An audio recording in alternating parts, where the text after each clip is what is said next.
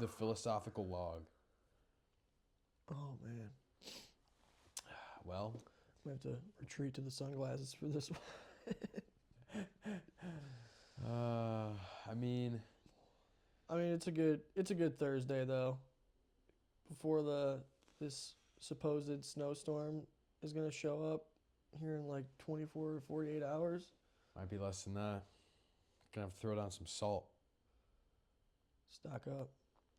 I got a few bags. Cleveland short, apparently. For real? Of salt. Really? Yeah, I read that. Interesting. Read that earlier. Huh. I was on Threads.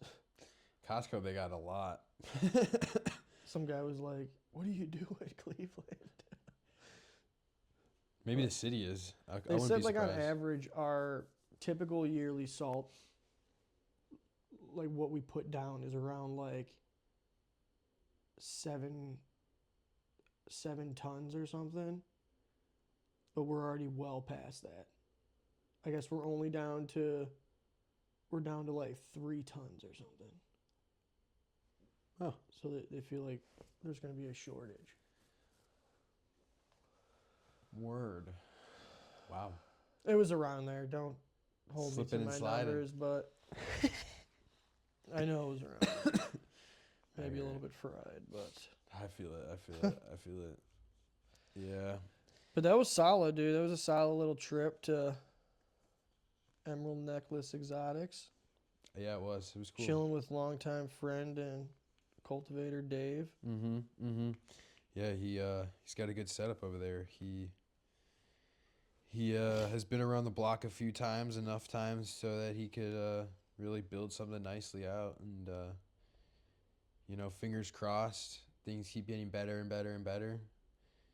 Obviously, Definitely. He's gonna be staying locked in and everything, and Yeah, and he's great. getting Obviously, better genetics and everything. Yep, exactly. It's really what the ladder's all about. He's got it tuned in. Now it's just about finding the right genetics, like we've talked about, finding some of those, just honing in on some of those other critical details that we know we can kind of just guide him in the right direction with. And like that's one of the things we do at Reverb as well, is just guide people, provide consultations, just using our experience that we've gained throughout the years of doing it ourselves, doing it commercially, just giving people that opportunity to do it themselves. That's what we're really but also aiming for. Yeah, and doing it at a high quality or a high level. For sure. And Paying attention to detail, but if you do it right, it's very rewarding, like we've talked about. And like we've seen personally, the quality can be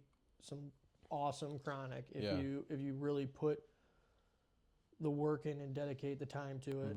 It's not going to happen your first run. No, not at all. Somehow, if it does, which is pretty much unheard of. Don't lose those genetics. Well, yeah, right. That and, don't expect it to happen every single time. Yeah. A plant is just like a person. Not every year is going to be your greatest. Not every cycle is going to be its greatest or your greatest with that plant. I like that. I like that comparison. Yeah, and it helps to have good soil and to keep things consistent. And, that's something that we talked about with the room.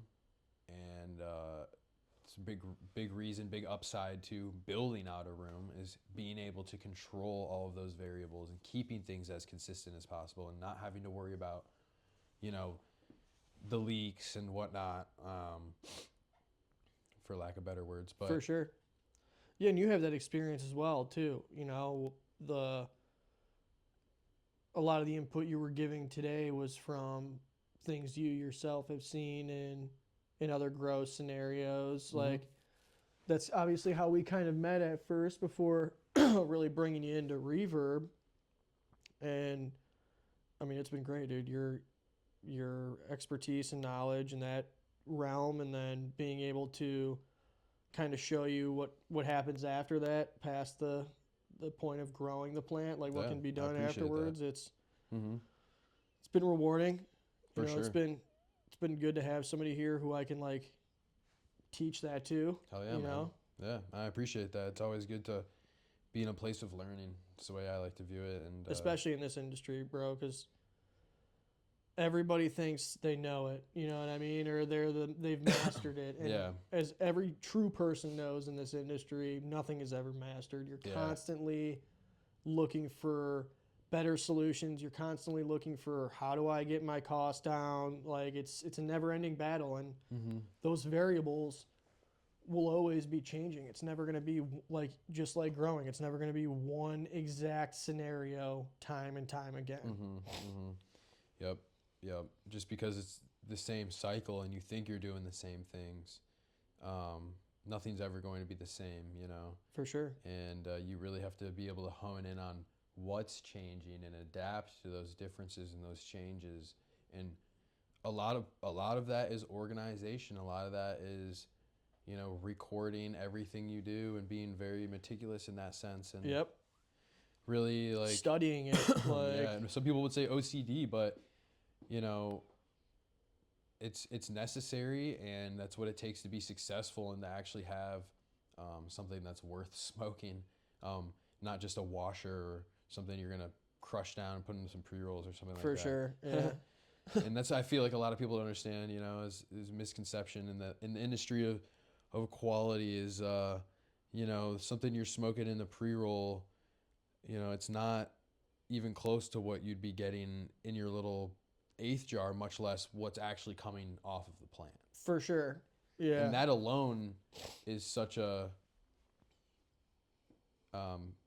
big disparity that I feel like a lot of consumers don't really get to, you know, understand hands-on until they take it upon themselves to pop some beans, you know, and or at least be around someone who does it or help out, Yeah. or even just see the plants Yeah. and learn about it. I mean, watching YouTube videos is one thing, you For know, sure. but there's nothing like actually, even if it's not a cannabis plant, you Yeah. know, all plants are generally similar. They all need similar, you yeah. know, nutrients and, Yeah. and stuff. Like, Yeah, biology wise though, you know, they kind of work the same, like the males and the females. they just require different pollen and variations. right.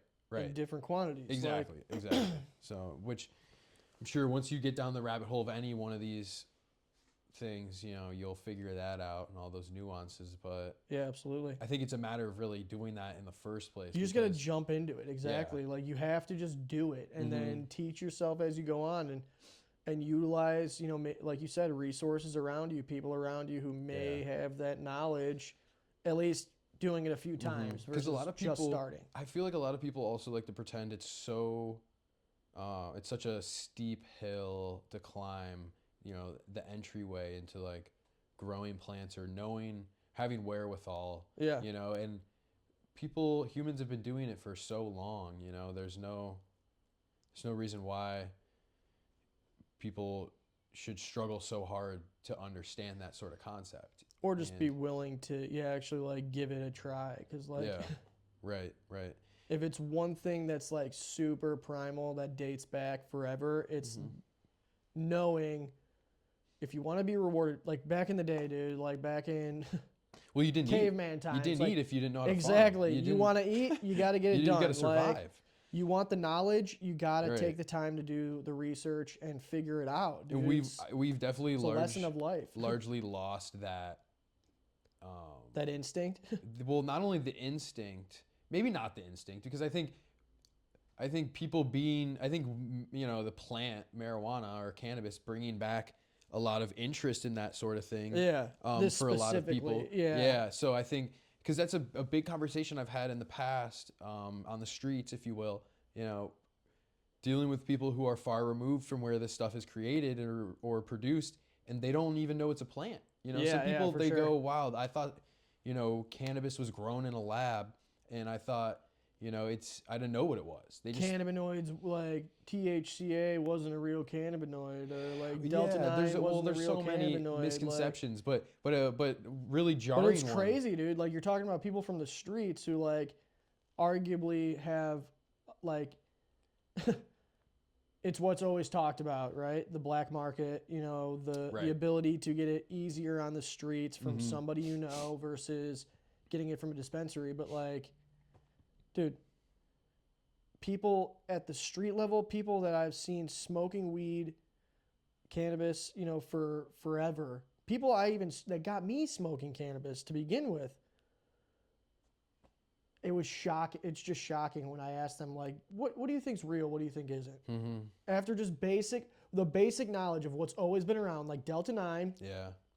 is going to get you high. And yes, I mean, we're in the hemp industry as well. Like, we know that hemp Delta-9 can be converted from CBD and other concentrates that are derived from CBD versus marijuana. But I'm talking about just the basic, like, what Delta-9 does to you, the effects it gives you, the fact that it's always been what you've gotten high off of.